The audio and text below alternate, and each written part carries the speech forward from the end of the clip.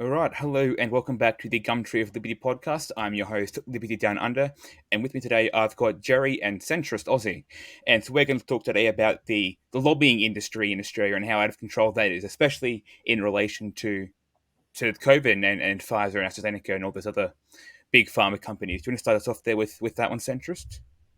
Yeah, I think before I get into the article that sort of went around online a bit, it was also, this is important to bring this up, is because at the moment, Scott Morrison is pushing through a bill in order to bury any information regarding the COVID response. So this is basically to keep it secret, which is not a good thing, because this means we won't be able to expose any sort of influence from lobbyists anyway. So that's sort of like a precursor to this. But essentially, The Guardian did an article back in 2018 where they raised the issue of how much the pharmaceutical industry is donating to both political parties. So this, by both, that also includes the Nationals. Apparently, according to the article, 72 separate pharmaceutical businesses engage paid lobbyists to influence government decisions and policy.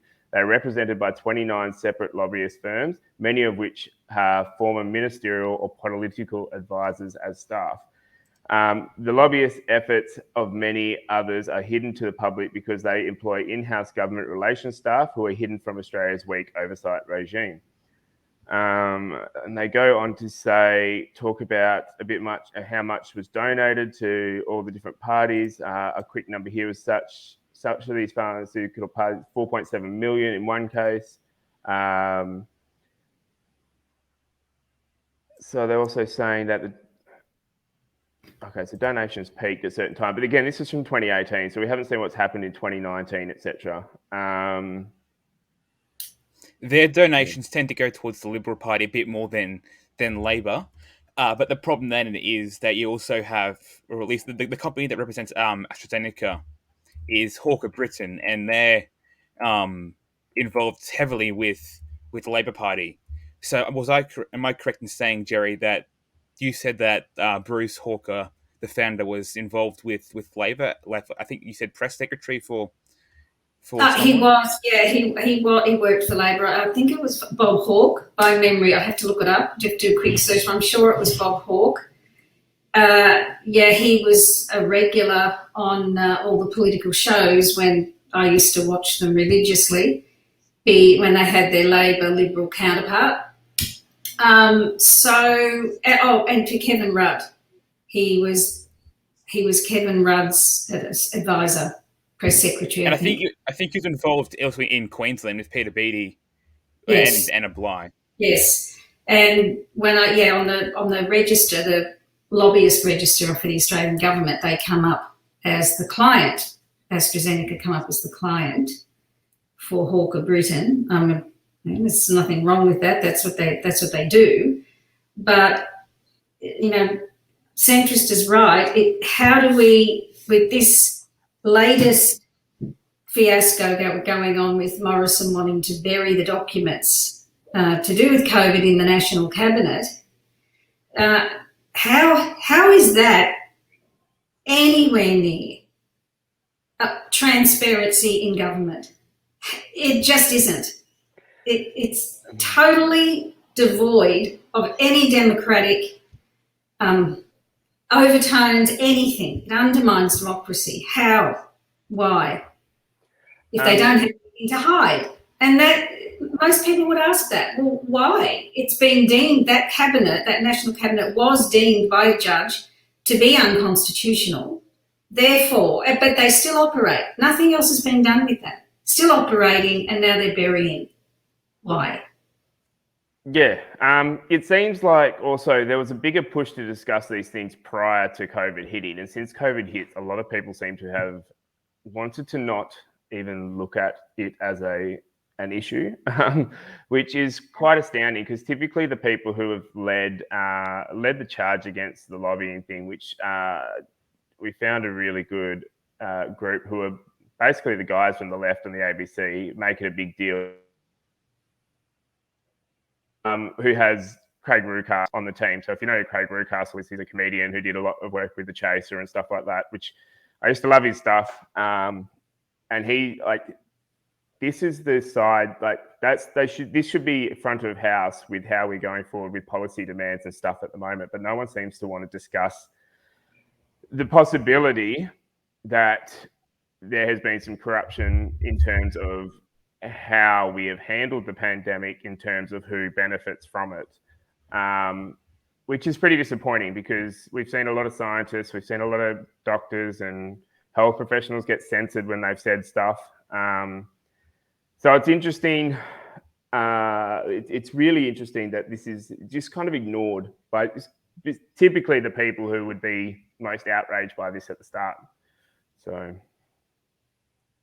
that's very true, and that make it a big deal. Claim to be the anti-lobby, which always puts my antenna up really in a way, the anti anything.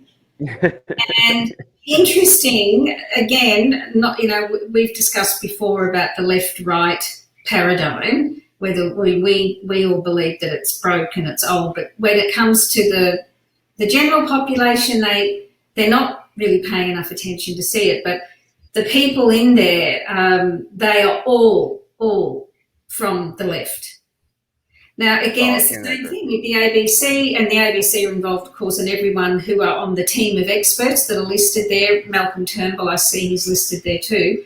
Catherine Murphy, quite a left-wing journo there as well, and the other people. This is very much like everything else playing out in Australian politics. It's the left congregate there and the right congregate there, and never the two shall meet or blend. See, it is, they talk about subverting democracy, but that's what they're doing. I mean, we're groupthink. They're just operating as groupthink. That never ends well. Eventually, it takes time to get there, to break. Yeah. Okay. Yeah. It's right, and we've got to be careful, because that is a falling into the trap of factioning people out is also difficult, because although they are obviously left-wing persuasion, they are technically claiming to fight against the lobbying, which is the whole point of this episode today, is to talk about how we should probably be looking at stripping this stuff back, or at least making it way more open.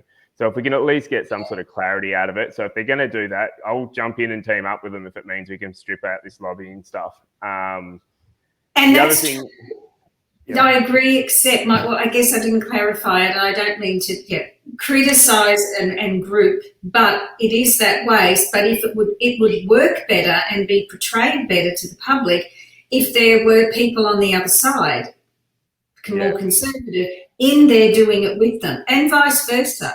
And that is where the issue is, which is what I said. They congregate left and right and don't meet.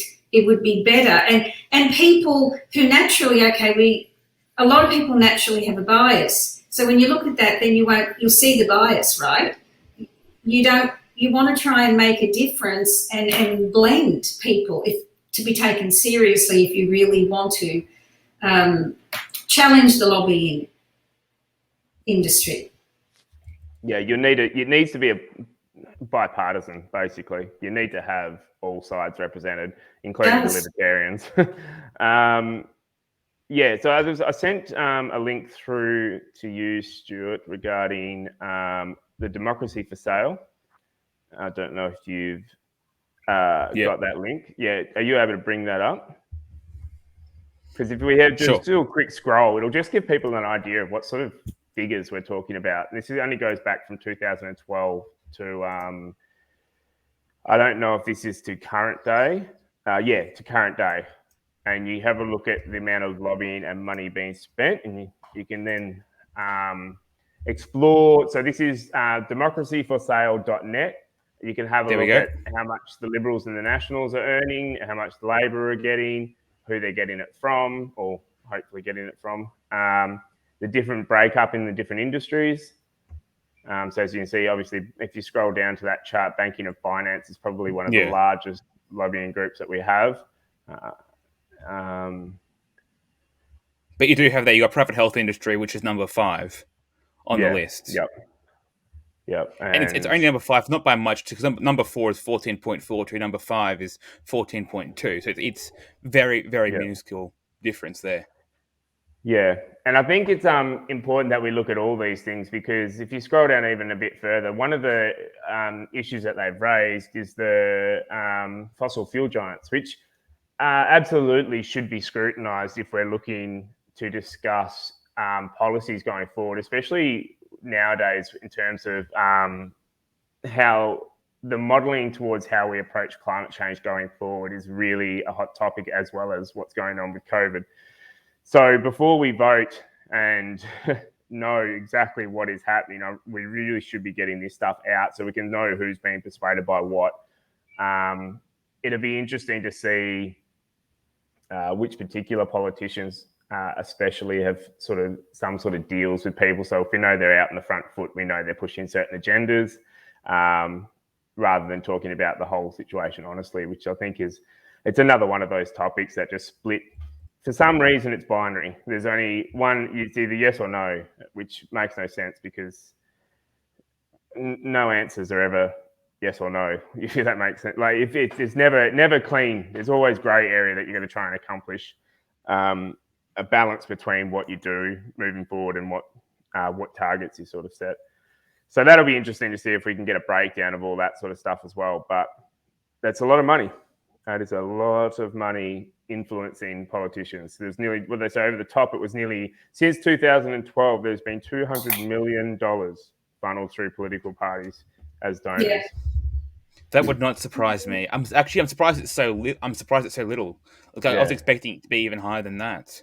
I suppose that'd be a segue then into, it may not seem like much, but if we count then what sort of kickbacks the politicians get once they leave the public sector, then maybe that sort of explains why the money isn't as much as what we thought it would be. Because I know Gerrie was mentioning someone earlier regarding the guy who did the deal with the Darwin port. So yes, Michael, you want to talk about him, and then we can. Yeah, I'll just get that up. That was Andrew Robb, which was the first one that came to mind because it was so big when he left.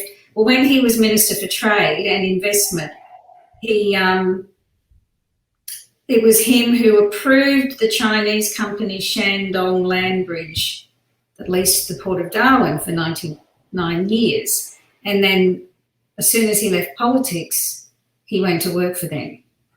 Salary was $880,000 a year. Now, that was 2016. So we're talking 6 years ago.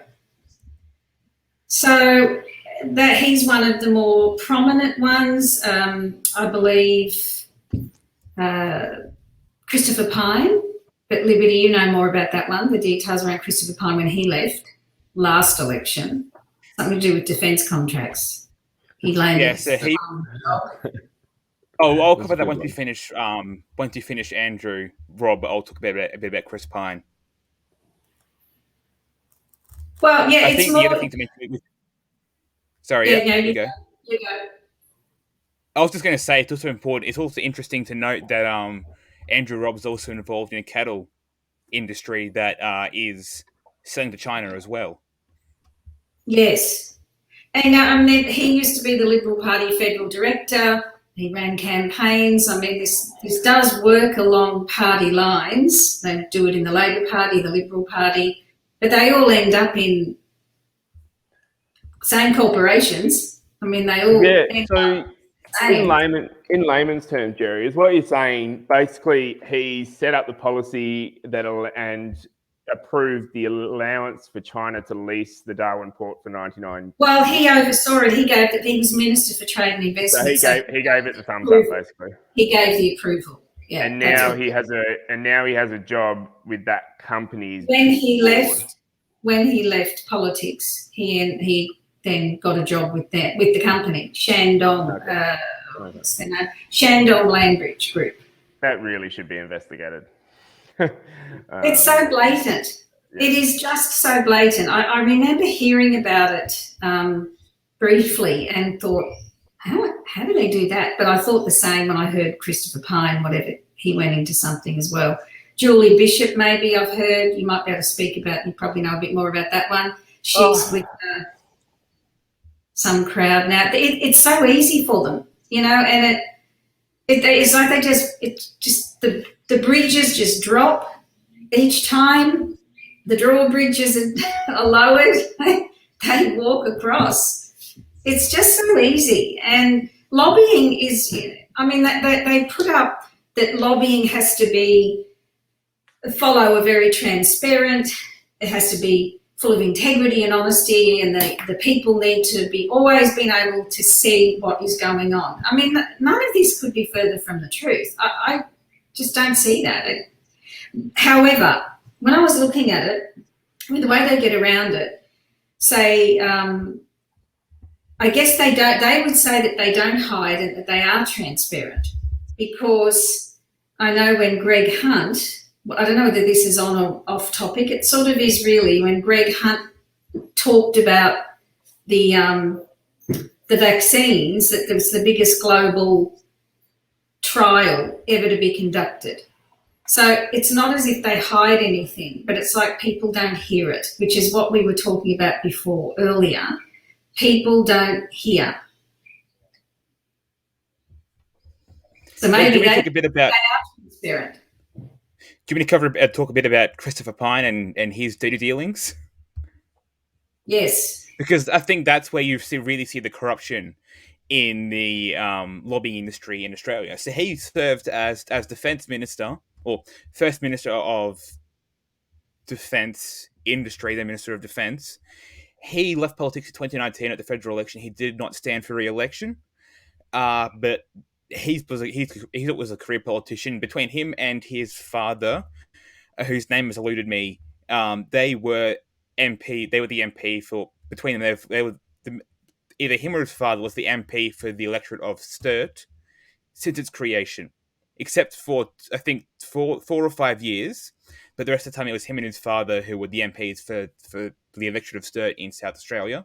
So definitely, politics runs in his family. And then when he stepped down in 2019, he was barred from lobbying in the defence area because he was defence minister. So there was an 18-month limit on that, which has since expired. And then his lobbying firm has since been hired by a couple of firearms manufacturers. One of them, Drone Shield. I think it's Drone Shield from memory. They were. He was involved with them as defence minister, and then his lobbying firm was then contracted by them to lobby the Australian government. And I think there's been talk of investigation between him and Julie Bishop and what they've been doing. There's been talks of investigating those two. Do you want to talk a bit about Julie Bishop, centrist?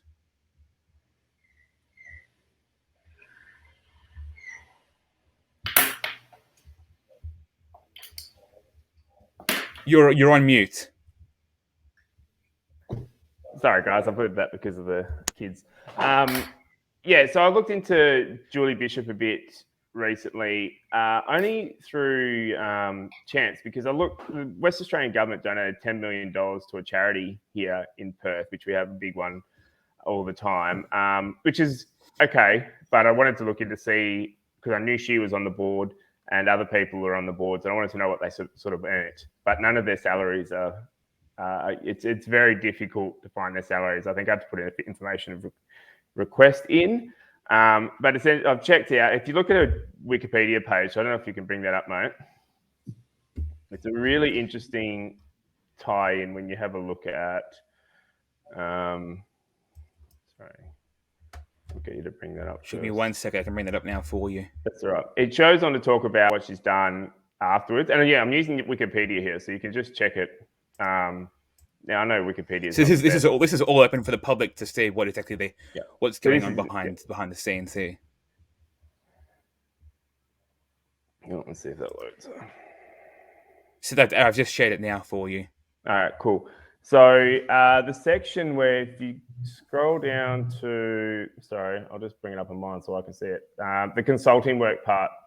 where she set so up that's her... up on the screen right now. It's got retirement later life. Yeah, so basically she started up a consulting firm, which is fine. And then it was reported that she had taken up a position with a UK financial firm, Greenshaw Capital. Now, they are a financial service company based in the UK and Australia. It's focused on the provision of supply chain financing and related services. They also, it also filed for insolvency protection in 2021 on the 8th of March, which is interesting. But essentially, there was a scandal that involved Greensill, where the lobbying with David Cameron in the UK, the breakdown, like I said, then she also, part of it was because she had attended meetings in Davos in Switzerland, organised by Greensill. The meetings were with the David Cameron, Greensill, herself, and other people, in terms of lobbying policies through for the obviously for the UK Parliament. So I don't know exactly what sort of policies they were, because I've only just put a little bit on here, but you can look at it. But it goes to show that once they leave politics, they walk into... she's able to start her own branch. They're able to walk into different jobs and run a lot of different jobs at the same time, which is really interesting, because you hear CEOs are supposed to be, or board members are supposed to be hard workers, but if they're doing 4 or 5 different jobs, earning 70, 80 or more $1,000 a year, it's interesting to see how much. I wonder how much work they actually do with the system themselves. The other thing from memory, Greensill was involved in giving loans to, or they were encouraging giving loans to businesses to help them get through COVID. So that's what they were involved in, was some dealings with involving giving loans to companies. And I think from memory, David Cameron was helping them lobby the British government to deal with ministers in the UK government, and then working with him was Julie Bishop. She was lobbying Josh Frydenberg, our treasurer, in a similar sort of manner. I think there's now been calls to investigation because of between her and Chris Pyne, because of what they've been doing. There's now calls, at least from Labor, because they aren't in government, so they can afford to make calls like this, to get investigations put in place into lobbying. Meanwhile, you've got Senator is it Rex Patrick or Patrick Rex? Rex Patrick. He's centralised for South Australia. He's also calling for making he was the person pushing the charge for getting the government information about COVID in the National Cabinet, getting that made public. So he was involved in that. So you've got a few from Labor and also Rex Patrick, who are involved in being anti-lobbying to an extent. But it remains to be seen how that'll happen, if that will actually be continued if Labor ends up winning the next election. This whole process of how they, like I said before, the drawbridge just drops and they walk from one to the other into preferred, and multiple ones like Julie has. What bothers me is that the divide is massive. It's just, there's nothing there for democracy. It couldn't be further away from it. They get further and further away from the people. So politics is just attracting, in my view, the ones lately, an inferior lot who are in there and they've got all these future opportunities just laid out for them when they finish, rather than the way we started that federation, when, ordinary people from every profession right across the spectrum could decide to go and represent their community. We are so far from that. And the way the lobbying industry goes and the opportunities that politicians have, it's too easy. It's just too easy. I don't like the sort of people that just that really get bought in, and of course all the factionalism and how they get voted or pre-selected. Oh, it's a No, perfect example of how they, like, it's all, like, you can tell that money crosses hand and all that sort of stuff, because you can see how people vote on the floor. Like the Melbourne vote for the Dan Andrews motion to block people from Parliament unless you show your card. But one of the Labor members stood up and said, "Oh, I don't agree with any of this, but it's going to look bad if I don't vote for my party." I'm like, wait, what the hell? If you're supposed to be representing your party in this particular case, you're supposed to be representing what's right. Like in the upper house as well. In the upper house, you had the same thing. Yeah, you had several Liberals in the upper house who were opposed to it, and he spoke against it. But then they either abstained or voted with their party to support it. Political parties have become like this. The majors have become now. It's all about you serve us, you don't serve the people. It's always been this way. If you go back as early as 1903, 2 years after Federation, the Prime Minister, Sir Edmund Barton, decided to step down from being Prime Minister to become one of the first 3 judges on the High Court of Australia when it was created. And then he was competing against the second Prime Minister, so he was replaced by Deakin, and he was competing with Deakin to become Judge of the High Court. Barton won, went from being Prime Minister to being Judge, and then, in turn, Deakin then became Prime Minister. So it's been here from the very start. There's always it's never been about doing people, like it's never been that being. You never have been there to represent the people. It's always been about the party. Whenever, for example, looking at Julie Bishop, whenever she was allowed to do a conscience vote, she always voted along more of a left-wing line. She usually had a more progressive voting tendency when she was allowed to do a conscience vote. When it wasn't a conscience vote, she towed the party line. But it goes to show that it is just doing what the party wants and looking after them. As a historian, Gerrie, so you focused on Rome, didn't you? Yeah, the Republic. Yeah, the Republic. Can you give us a bit of a run? Because they ran a democracy, didn't they? Not what we would sort of term democracy as we know it, but it was very much a patron system too, where the elites or the senators, the Roman senators, would what we would say sponsor people to make their life, that they'd work in their households, they'd sponsor them to get into the plebeian, because it was 200 years prior to the Roman Republic falling. They had something that they called the conflict of the orders, where the plebeians, the common man, was having no say in anything, were being trampled on. They downed tools, so the story goes. They downed tools and went to the hills, ran for the hills, and didn't work. So you can imagine all these elite Roman senators not having everyone at their beck and call. And out of that came then agreement where the plebs would get their own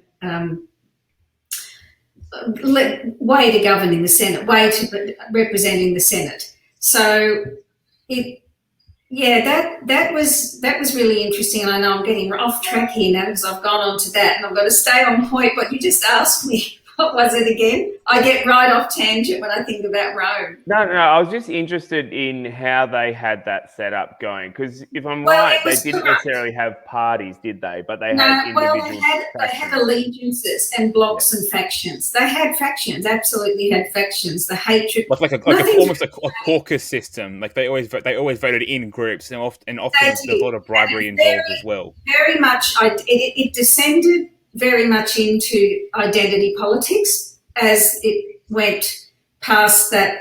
That last 200 years really descended into an identity war, which is really what we've got now, and what happened in the US as well last year, the last probably 20 years. And they've had more identity politics than we've ever had. Ours are starting now because remember when we started, what was the year we started naming our prime ministerships? Before it was just the government, then it started being the Howard government and the Rudd government, and we didn't always do that. But back in Rome, it was very much that patron system where they pay everybody off and get everyone on side to do the votes when they went into the Senate hall, the forum. But it was corrupt. It was so corrupt. But you've got to put yourself back 2,000 years that they did want to save the Republic. I actually find a lot of parallels to what is going on, not with COVID, but the breakdown of our, say, America, the Republic. We're not a republic. I wish we were now. To what happened then and all the machinations of what they did. It's fascinating. But yeah, it was still corrupt. They got together, they paid each other off, they turned on each other, they knifed each other 23 times. Caesar got knifed in the forum. Yeah. I wouldn't mind if we saw that again with our politics. No, I'm just kidding. David and Mass got knifed. What was it, last week or the week before? No, I don't mean like that. I meant like no, the politicians in the house. No, that's not on. Well, actually, you don't like violence? Woolworths and Coles, did you hear that yesterday? They pulled out all their knives and forks and scissors off their shelves. I'm thinking, we haven't heard anything. Why? Well, did they say why? They didn't say why. They just said they did do it in England, I believe, as well for that reason. Why there was an attack on someone? Yeah, I think that was why they did it. I believe did it in England. Did New Zealand have a stabbing as well? I think New Zealand might have had a knife attack as well. Supermarket though. That was that in a supermarket? Yeah. I mean, that slippery slope is turned into a actual mountain, like just a steep decline of. We'll be all wrapped up in plastic, cotton wool, plastic, whatever, by the time it just keeps going. Yeah, New Zealand did it after 6 people were stabbed at a supermarket.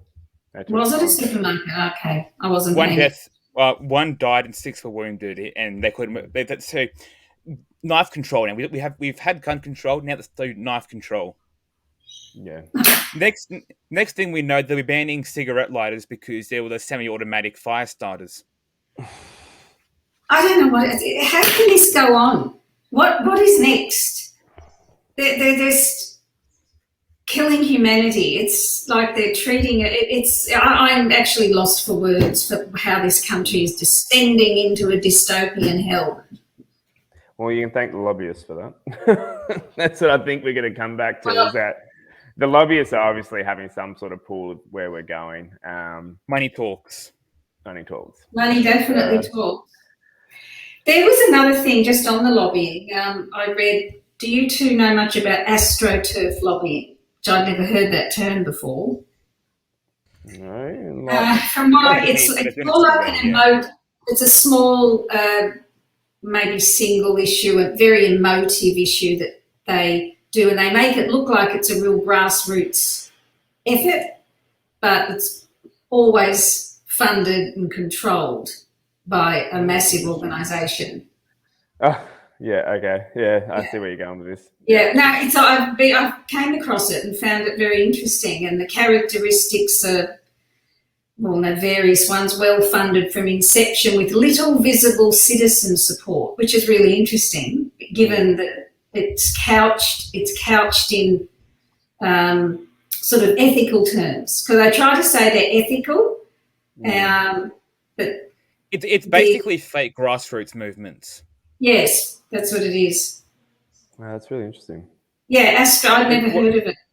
So what you have is you like big corporations will set up they'll do their messaging in a way to make it seem like it's grassroots, but it's actually just them funding things. So it's not actually grassroots at all. It's just big corporations doing that to make people think that it's grassroots. Yeah, this is where everyone gets this idea of fake tradies or like BLM being. It's a bit like that. It's a bit like the fake tradies. Soros. Yeah, right. I see what they're saying, but I don't know. I didn't see anyone down there that looked like they were getting paid. I'll tell you that much. So It's now far right though, so there's that. I don't know. Yeah, don't get me started on that. Although, admittedly, that was put out by Red Flag and they're known socialists. So. No, it was on the West Australian, I believe, did an article saying the same thing. Because there were Trump supporters, well, MAGA supporters there. But like I said, we had that interview with Brent, who was amazing. He was pretty much as green as you could get. So I think what the big issue is, they need to get those voices out a bit more, because otherwise it's just too easy to start slapping labels on people. Did we cover the amount of lobbying firms? I found we said there were 72, isn't there? No, I was just getting. Oh, why isn't that coming up? Yeah, I said. The firms there were 29 firms. There were 72 separate pharmaceutical businesses who engaged paid lobbyists out of those 29 lobbying firms. So was that just the full amount, just to do with the health industry, or just specific to COVID? That was to do with the health industry, not necessarily COVID. Sorry, how many different groups are lobbying? How many companies are there that are lobbying? 20. So in this, according to the Guardian article, there was 72 separate pharmaceutical businesses engaging in paid lobbyists to influence the government. Of that, there were 20. So there were 29 separate lobbying firms, which are made up mostly of former ministers and political advisors. So 72 companies going through 29 firms. Yep. Cool. And according to the Guardian. Yep. And now 2018, so that's obviously changed since then, because obviously we've got, as I said before, we've got Astrazeneca, who's heavily involved through Hawker. State, like that's one example there for you. Hawker is mostly, well, he himself is a former Labor. He is still a member of the Labor Party, from what I know, and he's been heavily involved with the party, running campaigns and doing press and stuff for them. So it does go to show you how tied these lobbying groups are with the government. I found that really interesting, that it was a Labor tie to AstraZeneca, considering it was ScoMo who was pushing the AZ so hard, and it was actually some other Labor members who were down. So there was a Labor premiers who were talking down the AZ. So it's interesting. I wonder if the state political lobbying, because that's the feds, I believe, not the state. Yeah. So the state have their own. Yeah. I just looked at it was Bob Carr, who was the chief of staff for, and then he ran the Kevin Rudd's campaigns. He's quite an ally of Kevin Rudd, Bruce Hawker. Bob Carr, he was the opposition leader under Howard?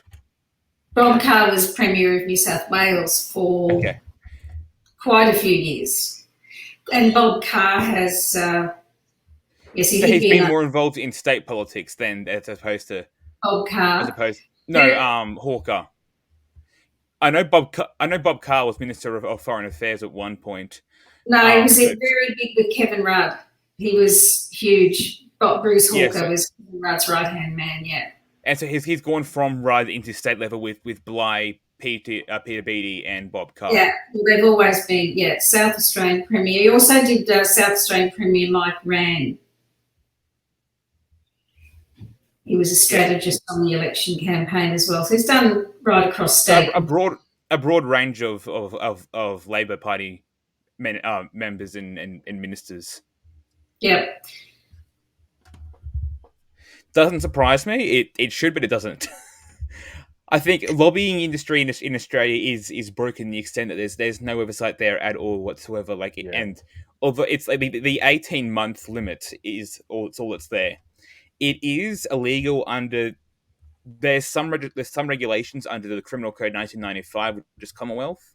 I haven't had a chance to go too much of a dig of that yet, but so there are laws governing it, but it is a legal grey area because it is always. Sorry, yeah. No, I was going to ask. I did read something earlier. I'd have to look it back up. The other day that I think the Guardian might have written on it that there was something put to the government to look at, had gone through committee, but that they were supposed to look at it and it just got ignored. to do with the oversight, transparency around lobbying rules and restrictions. Yeah, well, they're actively fighting them at the same time. That's the funny thing, because just recently the Christian Porter, the government put a block to investigate where he got his legal fee donation, which is ridiculous. The guy it should, and I know that there was a Greens minister who had something similar as well, who had donations that weren't looked into. This needs to be out in the open. Like, it shouldn't be an issue. If we know companies donate, then it shouldn't be an issue who's doing the donating, if that makes sense. Because we know that obviously they're getting paid, or they're getting help, or they're getting funded. Well, I don't know why it's an issue that it has to be hidden. Just tell everyone who it is, so then we can at least know. So it was the National Audit Office. That's who did it. And they found glaring risk of non-compliance of transparency and revolving door rules. But that was just kind of pushed to the side. They didn't really visit that. Surprise, surprise. As of January 2020, 29 former government representative lobbyists had ceased employment as a government representative and were therefore prohibited from lobbying on certain topics. Yeah, anyway, it was quite a long But again, that prohibition there we saw on Pyne was only 18 months. So although there's a prohibition, it's not really major. Yeah. No. In the grand scheme of things, considering a term is 3 years for MPs, 6 for senators. Yeah. An 18-month ban is not very long at all. Not long at all. They go off and have a lovely holiday at taxpayers' expense with their gold cards and everything else. Don't start me on all of that. I mean, we could do a podcast on that. We run a small business, and Edward hears these things and he says, these people, why they leave the job? You finish the job. Why do we have to keep paying for them? And every small business would say that, because we put all of our employees, not that we have any anymore, we used to, first. We always get paid last, and any small business will tell you that. These people, we're just paying for them. I mean, I don't even agree that Prime Minister should keep getting all the funds and trips around the world. And it's done. You came in, you did your job, go home. 100% agree. 100% agree.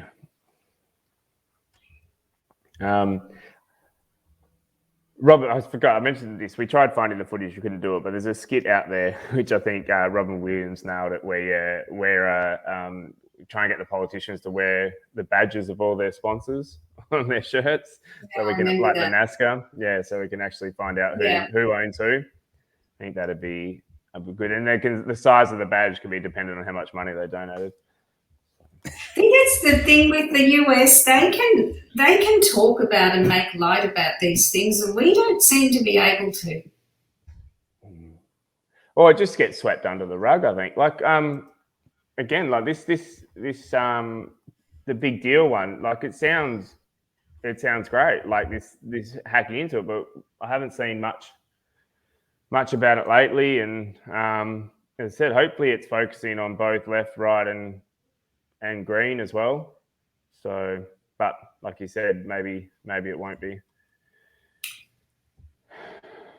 Difficult in this environment when they don't have a good blend of various ideologies. Yeah, and the other thing also is that if the ABC is involved, that means the government's involved funding wise. So yeah, we could, maybe they're only just scratching the surface when they really could get deeper. Yeah, well, ABC Watch Party Guide. So like it's ABC Education. Like it could, obviously it'll have some sort of bias to it, but so much bias that it's very difficult to find anything that that is unbiased these days. We don't have journalism in this country anymore. Just all opinions and edicts. I mean, the journalists go beyond opinion. They're actually now dictating to the people in their commentary, some of these journalists. Yep.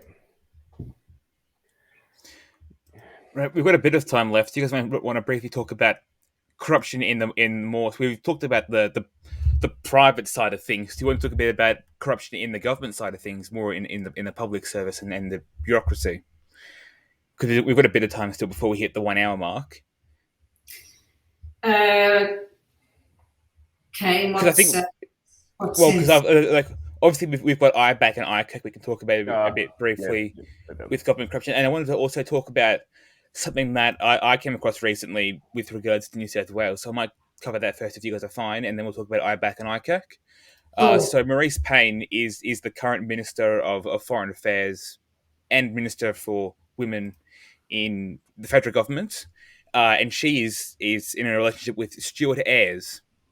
Now, following Berejiklian's resignation from the Premiership of New South Wales, there was a leadership spill which happened because we don't elect our party leaders. They are elected by a vote amongst the members of that party who are in governments. All the MPs, senators voted for who should be their party leader.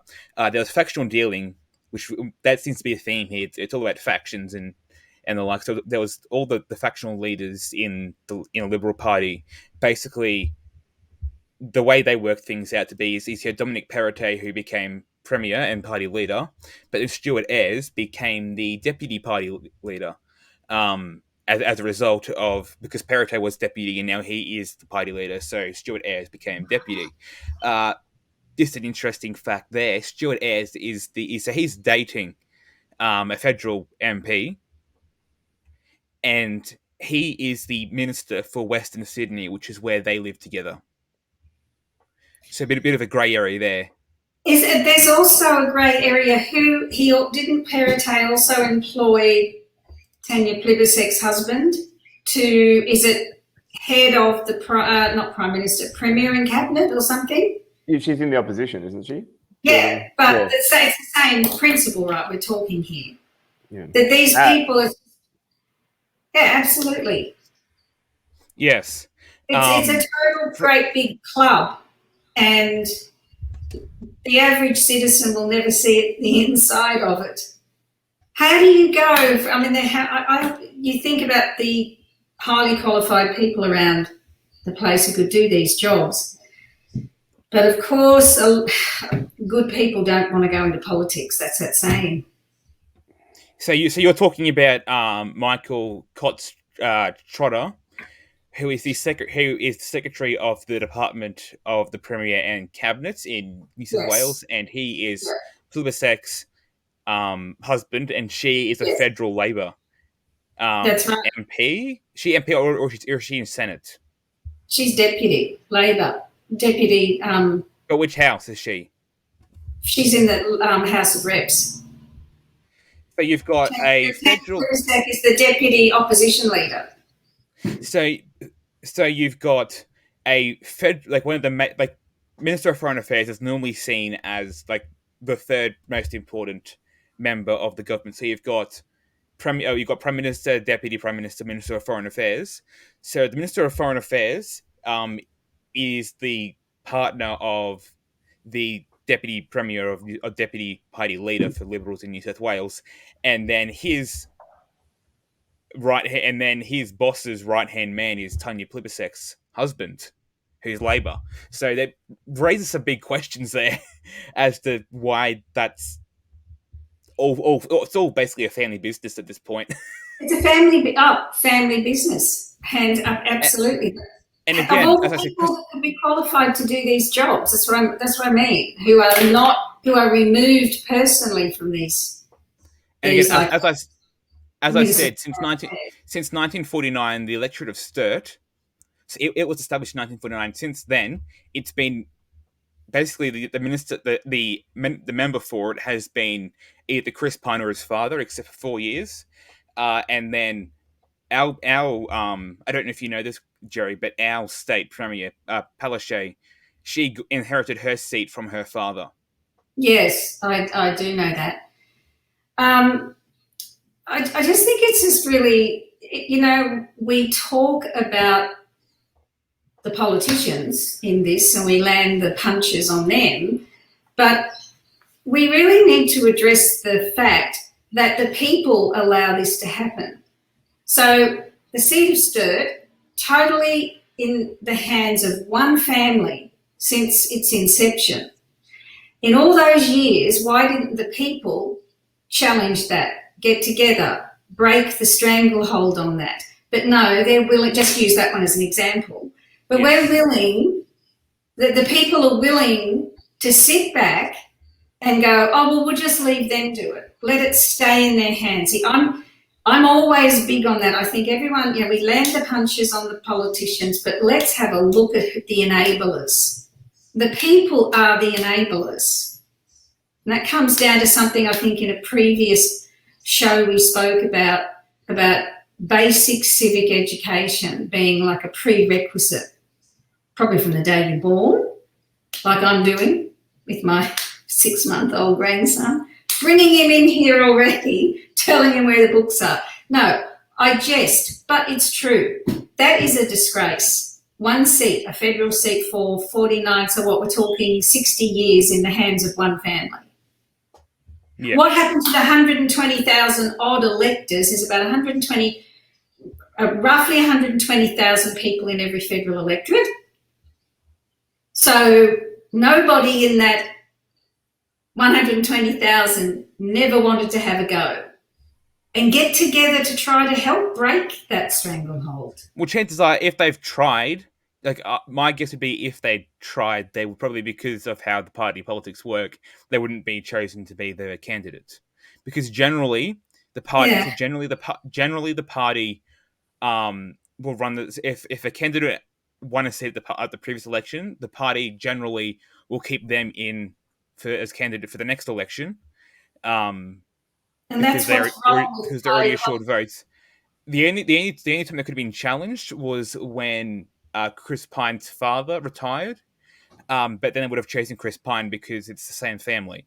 So that's it. But since then, because it's been the same, because he's been able to guarantee them a seat, there's no point in running someone else instead when you could lose that seat. So you keep that guy there, so you have the safe seat, so you have the numbers. If the people have enabled a stale system just to continue for so long, and it's reflective of the apathy in this country that has led us to the point we are now. And you're 100% correct. I don't like the US election system. 18 months for a campaign.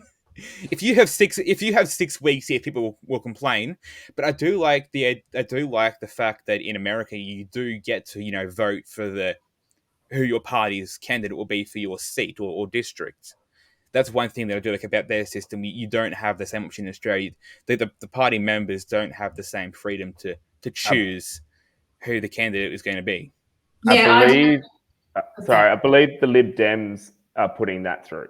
So if the Lib Dems get into it, then they will be the ones who do it. I think it's just, I think that's how Bill Shorten was made Labor leader, was because when they did it, when they had that vote, then they said 50% of the vote came from the members, like from the MPs and senators, and half of the vote came from the paying members, so the average Australians who are in the party.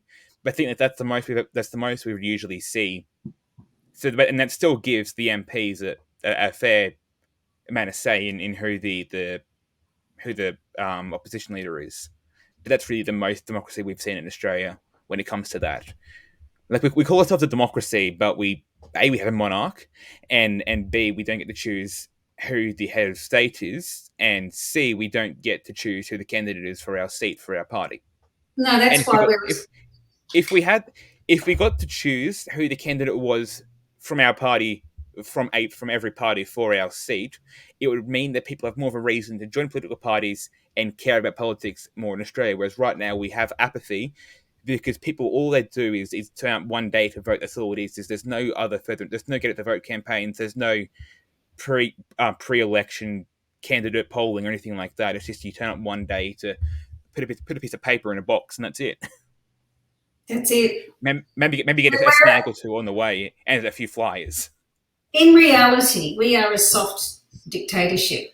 There's actually a book written on that. And when I was studying politics, I forget the author's name. He was a well-known political scientist. And he wrote that we really are a soft dictatorship. It's what we are. We can't call ourselves a democracy, not anymore. Not when a government mandates. You just can't. So, do we want to briefly cover IBAC and ICAC before we finish up? Yeah, I suppose so. Can do if you want. I was just trying to find stuff on IBAC, but well, so IBAC is the Victorian corruption watchdog, and then ICAC is New South Wales. Do you want to start with which state should we start with first? Which one's more important? Right, both important. Yeah. Well, they are both important. That's right. I agree. Let's start with New South Wales because, let's start with New South Wales. There you go, top to bottom. So, from memory, she's had some dodgy dealings with her ex-boyfriend, and her current boyfriend is her lawyer. Yeah, she also, I think what came out the other day was a funding thing with her ex-boyfriend that she funded a gun range in a certain place, which was supposed to be for an Olympic event, which is never held there or something. There's so much coming out. It was for the, what's it called?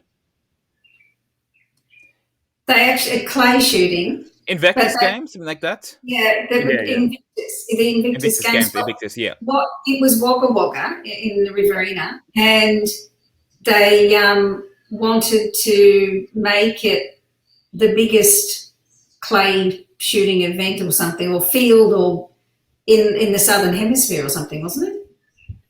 That's what I read. Yeah, I'm just trying to find it out now because it took me a while to find the article that I had read.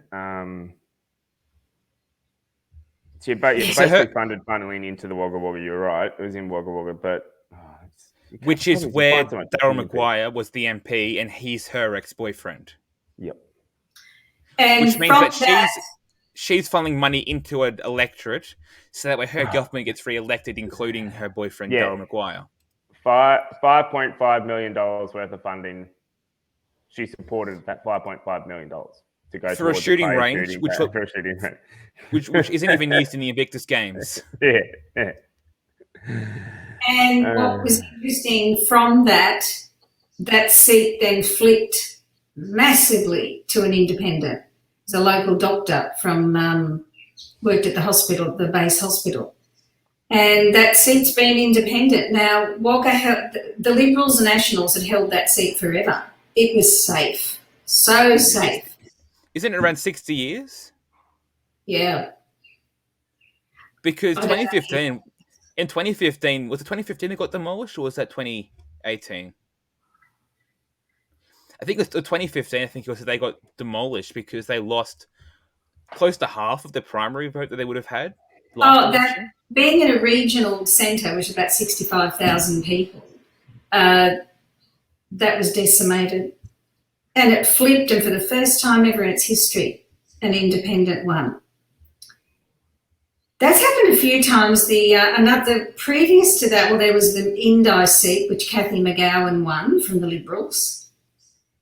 And there was a state seat in Victoria, Shepparton, I believe, that had went to an independent from an absolutely strong national stronghold. Isn't it interesting that these turns happen from largely Liberal seats? It's because it's because whenever you have a by-election, it usually goes against the government. The by-election we had, the by-election that was this year, wherever it was, I think it was New South Wales, was a by-election down there.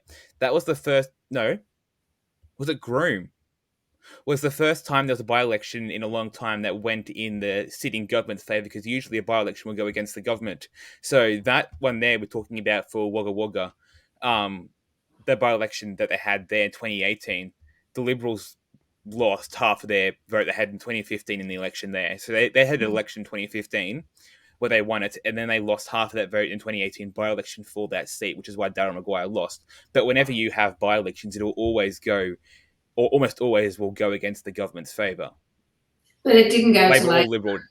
Yeah, It went independent then. But it will go. It'll go against the government, the party in government. If no matter which party is in government, it'll go against them normally. Yeah, generally it does. I forget that. Yeah, I know the seat you're talking about that did actually go for the government, but I just don't know where it was. Was it down in Eden, in New South Wales, Canberra area? Was that it? Eden Monaro? Wasn't it Eden Monaro? Was it? Was it? Anyway, we've hit our 1 hour mark. I know. No, Eden Monaro was last year, wasn't it? Yeah, I forget. I can look it up. Do you want to briefly touch on IBAC before we finish up then? All right, cool. Yeah, so IBAC's had quite a few things happen. It doesn't get as much coverage for some reason, but the biggest issue they've been having, which is branch stacking, and they've had a couple of resignations over it. There was another one, I believe, yesterday or today. Someone's resigned, but I can't seem to find that person. But we've lost Luke Donnellan, who was the party has lost Luke Donnellan for he's been accused for the paying of party membership fees on behalf of others as part of the branch stacking. So branch stacking basically is, am I correct in saying that branch stacking happens when you pay people to become members of your party, or you pay their fees and they vote for you, correct? Yeah. Basically, yeah. And bringing anyone and everyone and their dogs' bodies with them. So I think the curious bit about this one as well is that he's actually was the aged care minister who has now resigned. So, and if anyone doesn't know, in Melbourne, they had a really big issue with the aged care facilities. A lot of our deaths occurred in them. So of all the total deaths of COVID in Australia, I think it was 800 that came from the... Was it 800 that came from those? I think so. It was close to that. It was a lot, like a major percentage of all the deaths in Australia have come from that particular sector in Melbourne. The other one was, I believe his name's Anthony Byron. Yes. So he's resigned as well. So there's two. He was deputy leader of a parliamentary committee, I'm pretty sure. So he wasn't as important. No. But that is two MPs. They haven't quit politics, but they've resigned. Before you go on, he was on the Committee of Intelligence and Security. So they've both they haven't. So Gladys Berejiklian stepped down, so she quit from the government. Luke and Anthony just resigned from the front bench. So they gave up all their ministerial offices just to become regular MPs or backbenchers. So they haven't quit altogether because Labor needs their vote. Especially, are either of those upper house or are they both lower house? Oh, you caught me on that one. I'll have to check that out. It's hard to keep track because there's so many names thrown around at the moment with people.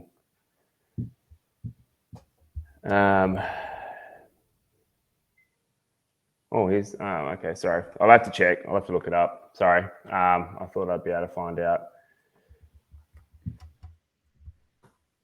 But so it is really interesting to see that we're having corruption investigations at the exact same time in two states during COVID.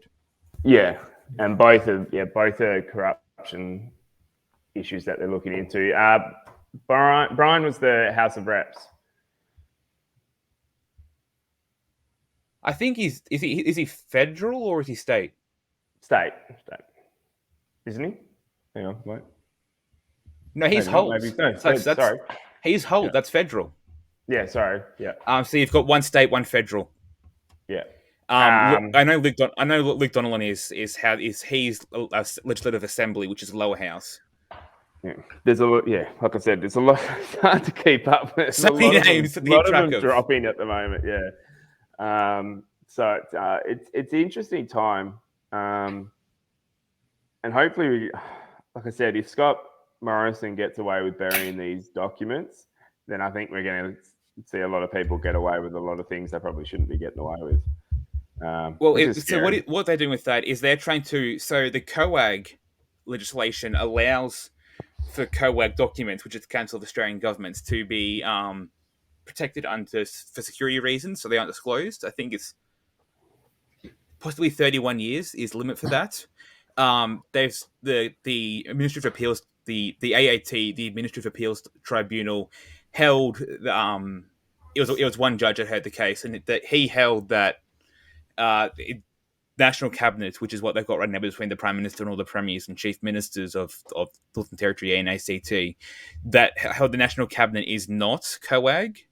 The argument put forward by Scott Morrison was, or by his team, was that it's a subcommittee of COAG, and the argument and then the response by the judge was basically, if you're going to say a committee is a subcommittee of COAG and therefore should be protected, and it shouldn't be able to, and then if you're going to say the national cabinet is part of COAG, then basically every committee in Parliament is a subcommittee of COAG.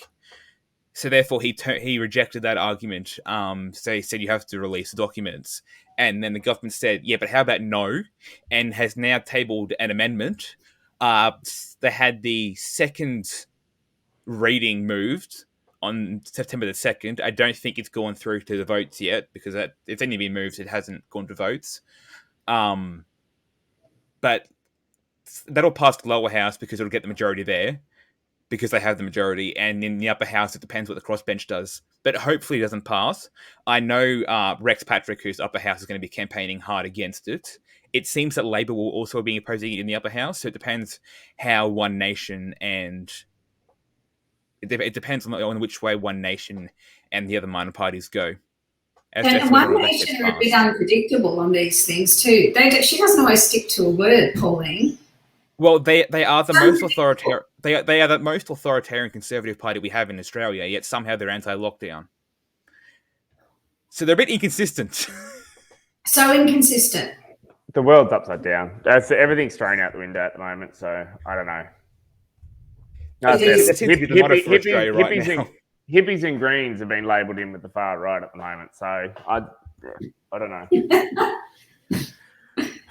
Oh, I know, it's crazy days, crazy. Fun. Because I got to bounce. From memory, they need 3 votes to get it through the Senate. I think, 76 divided by 2, 38. Yeah, they need 3 votes to get it through the Senate. They might get One Nation. So it then depends if they can get who's the independent in the Senate. Because it'll come down. No, she's party. So that it depends. There's an independent in the Senate. I forgot their name. So if they can get Lambie or the independent, they'll have the majority. But Greens and Labor will probably vote against this, or at least part of Labor will, because I know Katie Gallagher, who's a senator for the ACT, is opposing it. Rex Patrick obviously will oppose it. So it'll be interesting to see what happens, and they'll be following that bill closely when that goes up for vote. Because if that gets passed, then basically the government can keep anything secret from us that they want to, if it's done through national cabinet. I can't see Labor opposing it because they work in tandem. It's like their hands are behind their back when you don't see it, they're holding hands. Because it works that they think, well, how is that going to affect us if we're in government? So we have to be careful, and that's what it is. We're so gone down the tube, down the gurgler. Yes. We really are screwed at this point. Finishing off on a positive note, that's good. Yes. Anyway, I think we've passed the 1 hour mark. Okay. Any final thoughts? Anything we want? Any concluding thoughts on corruption and lobbying before we finish? Well, I think it's got to crash and burn before it ever gets rebuilt to get better. I just can't see where it comes back from this. That's what happened in Rome. The Republic had to completely crumble. Then, of course, they brought the empire in, started being run. But 400 years, they did enjoy 400 odd years of relative stability under that empirical structure. Not the whole time, though, towards the end, but that's actually not my area. I actually stayed with the Republic, so I won't go into the empire. But every civilization collapses at some point. Every civilization falls. Every tyrant gets their day. It's just how many days do we think the government has left? Because at this point, if they keep going at this rate, they might be screwing themselves for the next election. And I'd love to see their reaction to that if they lose votes at the election. I don't think Scott Morrison will stay in regardless of even if his party wins. I don't expect him to be staying on as prime minister. It would not surprise me if he gets the sack. There will be a leadership spill, I reckon. But the tinkering with the votes bother me. I mean, I can't remember where I read it. I probably kept the article somewhere, but I read something that they're considering using the Dominion voting machines. I mean, Queensland sent out in the last state election, the votes were sent over to China for counting. I remember I heard that and thought, that's unbelievable. It's almost like a joke, and you're living in an alternate. Was that confirmed? Or was that confirmed? Was that just a rumour? Everyone talks about it. The problem is, is confirm that or not. How even the counting machines, when you go in there and you're doing the scrutineering, the counting machines which they do it by hand, and you're allowed to have your scrutineers, but you've got to stay a certain distance. I mean, that's not too bad. There's nothing really big there. But the counting machines rather, are down the back, so you're not allowed to go through there. I remember seeing a video once last year, or maybe it was early January over the US elections, and they put a thing together, a mock-up recreation of how they could alter when they count all the votes. They've got a pile and they feed them through the machine. They count how many before go in and then how many come out and what can be done with those machines when they pre-program them. It's actually quite shocking. See, that was I found that the coding was outsourced to China. But I think that's getting a bit off topic. They're talking about voting machines, and I think we'll finish up then. Anything we want to plug before we finish? Oh, we should do a show on voting on voting day and vote counts, and all very interesting. We've got so many show ideas, I swear. So many. All right, no, I'm fine. I'm good. That was good. No worries. Thank you. I'll finish up then.